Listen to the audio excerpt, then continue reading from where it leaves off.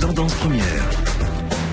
Je suis très heureux d'accueillir cet invité dont on connaît bien sûr François, votre frère, François Schoyten, votre père qui était architecte, Luc Schoyten. Bonjour. Bonjour. Merci de venir en direct chez nous. Vous êtes fondateur de l'ASBL et c'est ce qui va nous occuper jusqu'à 11h. Elle s'appelle Archi-Human, cette ASBL. Son président est juste en face de vous, c'est Emmanuel Hupin. Merci d'être là, Emmanuel. Bonjour. À vous. Et puis à côté, c'est Pierre Reikmans qui complète ce trio, infirmier de rue à Bruxelles. Pierre, bonjour. Bonjour. Un trio, un triangle avec... je suis très heureux parce que lundi, on faisait un sujet sur les villes en transition, sur l'importance pour la vie d'être en connexion avec la nature. Donc Luc Schoyten, ça a du sens de vous avoir pour refermer la semaine. On pourrait dire qu'ici qu'on est vraiment à la croisée des chemins entre l'écologie, Absolument. le social et l'humain. Absolument.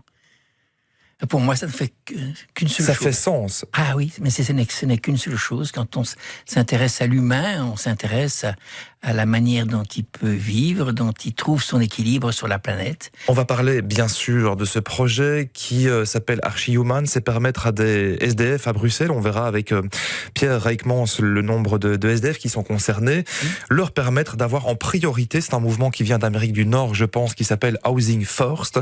D'abord un logement, on va bien sûr en parler, mais pour ceux il y en a peut-être encore qui ne connaissent pas bien votre travail, Luc Schoyten, votre idée, c'est tout de même l'architecture végétale. Je vous le disais tout à l'heure, quasiment de manière un peu déplacée, on aurait presque envie, et je vous le dis avec des grands guillemets déplacés, d'être parfois des SDF à Bruxelles pour bénéficier à l'avenir des logements que vous leur préparez. Oui, en fait, ma réflexion part au départ d'un constat de ce qu'est la ville aujourd'hui et de vers où elle va. Elle devient de plus en plus froide, distante. Elle crée des murs entre les gens. Ce qu'on construit est souvent peu communicant. J'ai toujours cherché à essayer de redonner cette dimension humaine, conviviale, empathique que la ville doit avoir. Si la ville n'est pas empathique, on ne s'y trouve pas bien et les nombres de réactions négatives qui s'y passent sont de plus en plus importantes.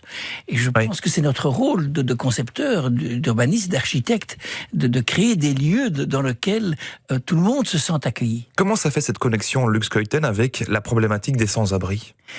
Mais c'est d'avant tout à travers un malaise. Quand je croise un sans-abri, je me sens vraiment pas bien de me rendre compte que nous ne leur ferons rien du tout à ces gens qui sont des accidentés de la vie, qui sont là dans une grande détresse et on passe à côté. Et qu'est-ce que je peux leur dire ou leur apporter.